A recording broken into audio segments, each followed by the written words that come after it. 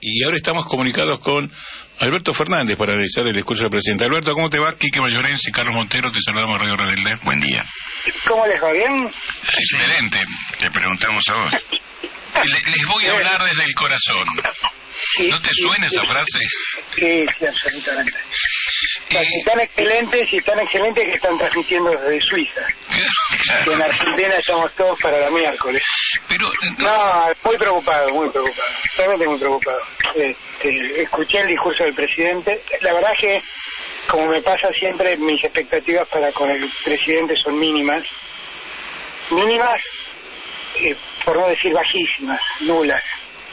Pero lo que pasa es que vuelvo a verificar la inconsistencia del gobierno. El gobierno no tiene la menor idea del gobierno en el que se ha metido. Y la verdad es que me doy cuenta que Macri padece el peor síndrome que puede padecer el que está en el gobierno. Yo he conocido a todos los presidentes de la democracia y muchas veces los he visto caer en ese síndrome. Intentando volver a la posición fetal. Que es el lugar donde, frente a la crisis, se sienten seguros, se sienten que, bueno, en este lugar yo me puedo sentir seguro, me siento acompañado y puedo dominar la crisis. Y la verdad, ese lugar es un lugar horrible, porque es un lugar inexistente, nadie vuelve al vientre de la madre donde seguramente uno estuvo muy protegido. Pero este Macri, que vuelve a hablar de la corrupción, que vuelve a aventar el fantasma de Venezuela. La Argentina se parece mucho más a Venezuela con Cristina. Seguro. La situación que tenemos, aunque también conocer la venezolana, aunque sí, realmente... Se te corta un poco la voz.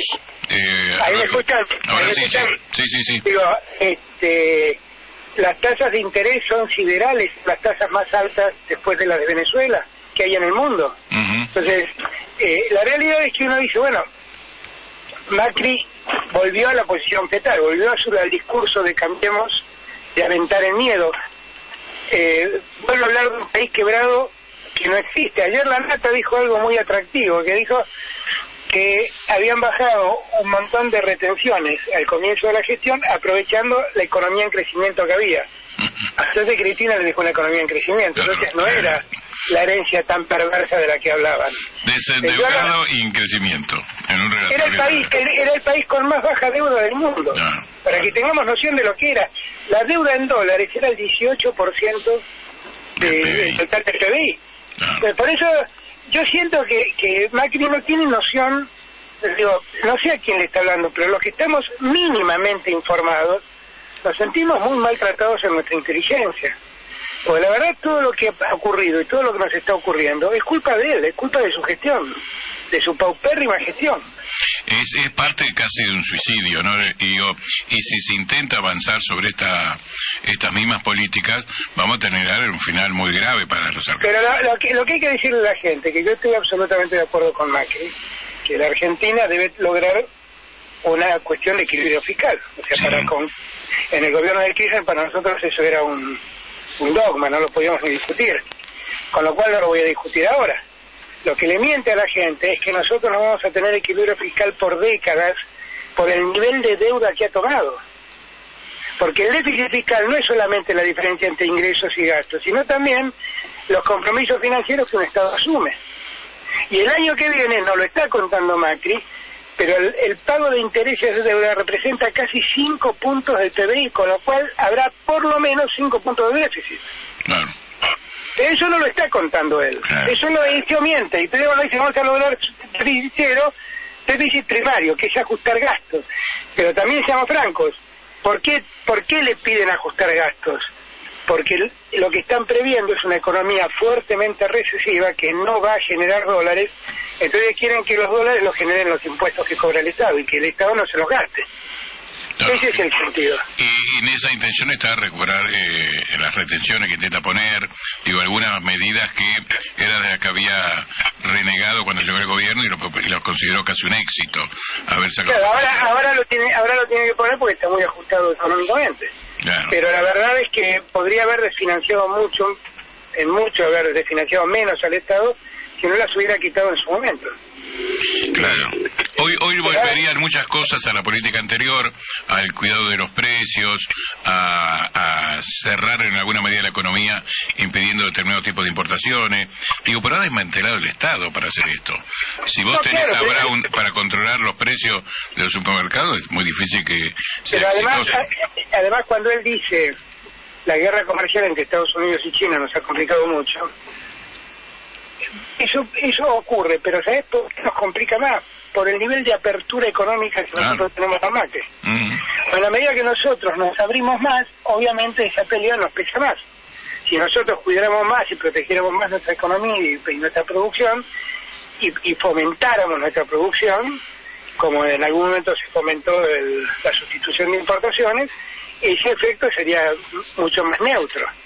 Pero no pasa las importaciones. El otro día comentaba con un amigo, y fui a verlo al Papa hace un mes atrás, y cuando fui me traje un aceite de trufa que a mí me encantan, y es una exquisitez muy italiana.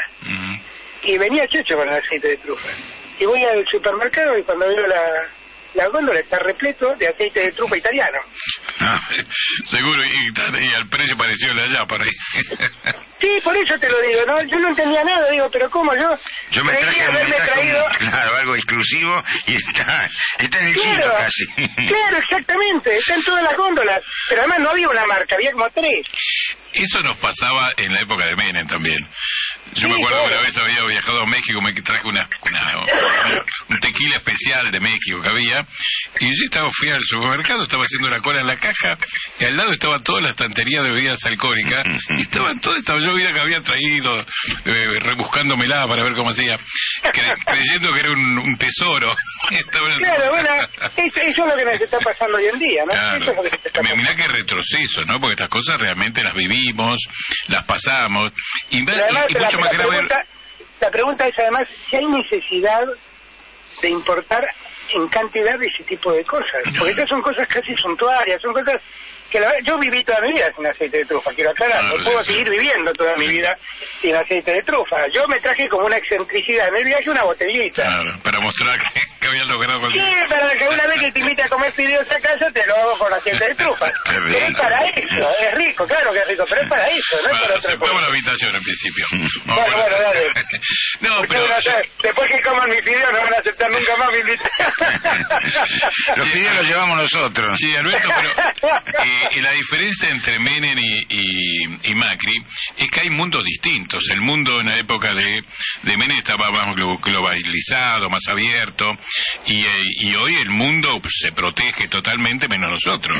Digo que esto no se... Sí, de cualquier manera, con Menem, yo siempre digo lo mismo, ¿no? Menem, el gran error de Menem, a mi juicio, es que nos entró la revolución conservadora de Thatcher y Reagan cuando Thatcher y Reagan estaban dejando el poder, y venía Clinton y venía Blair, y ya había un principio de racionalidad sobre la globalización. Y Menem no observó eso. Claro. Creo que eso fue el gran error de Menem.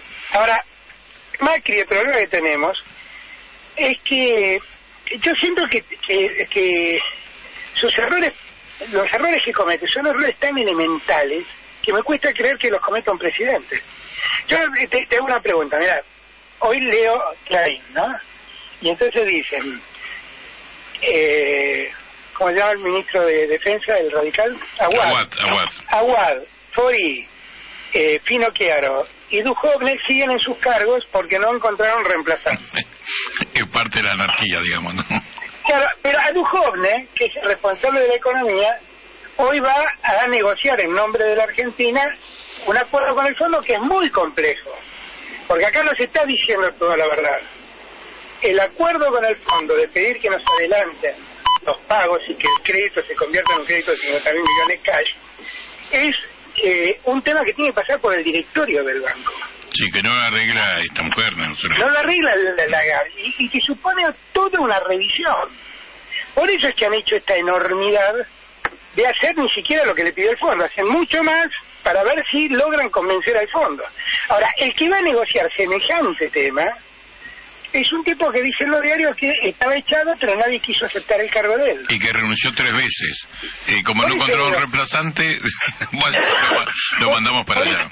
Por eso digo, entonces me da la sensación, cuando uno ve esas cosas, cuando uno ve que durante todo el fin de semana en Olivos se montó una parva de entradas y salidas, dimes y diretes, comentarios, gente que entraba. Ayer los diarios daban por seguro que hay canciller, hoy parece que al seguro se lo llevaron preso.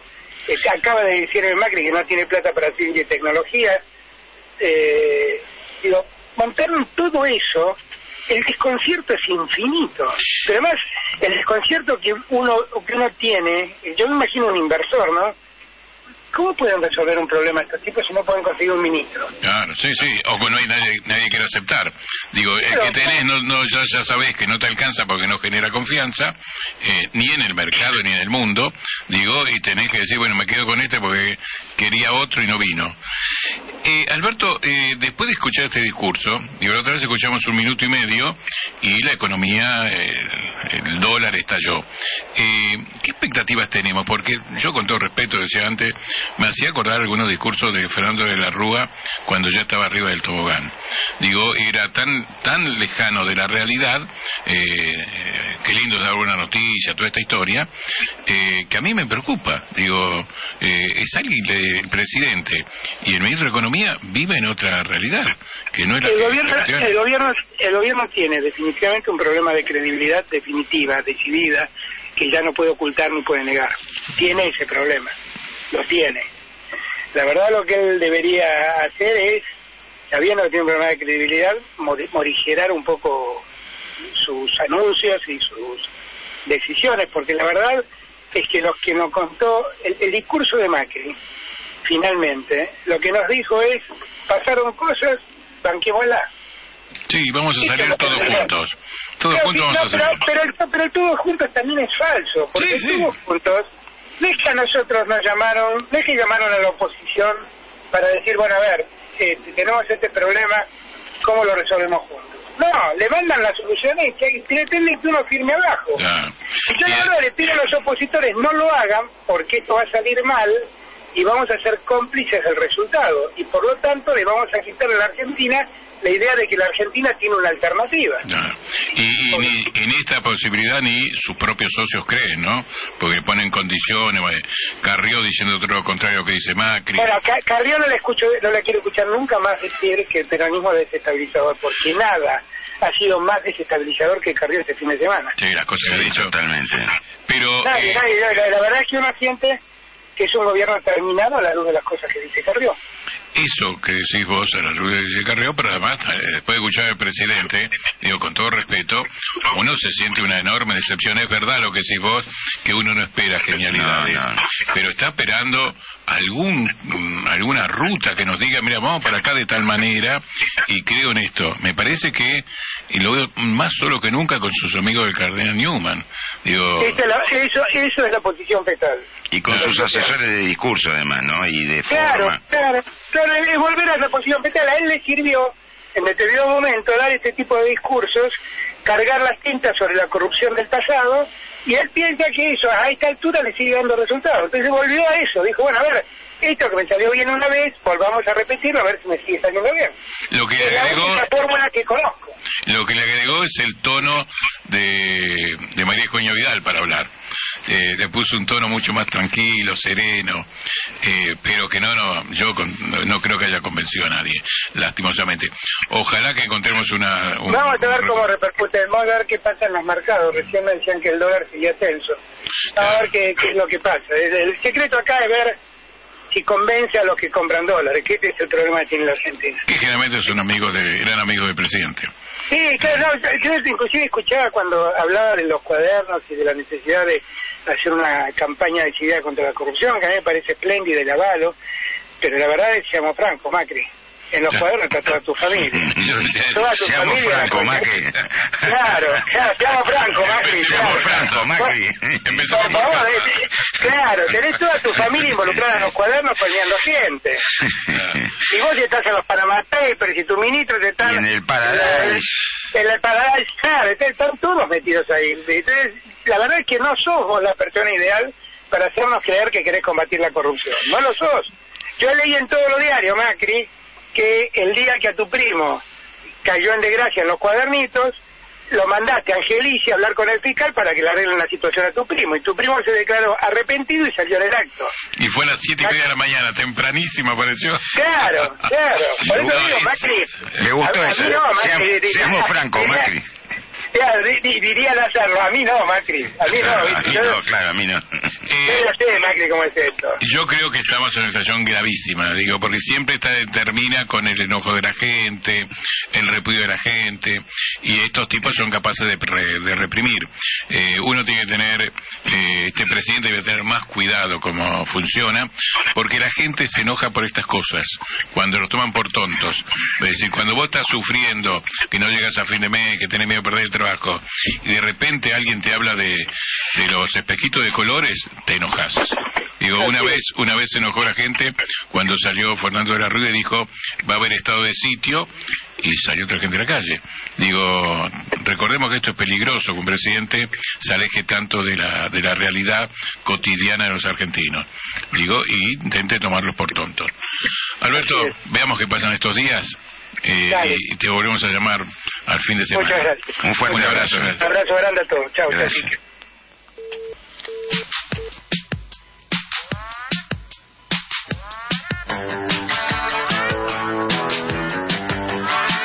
AM740. Radio Rebelde. Alta Radio.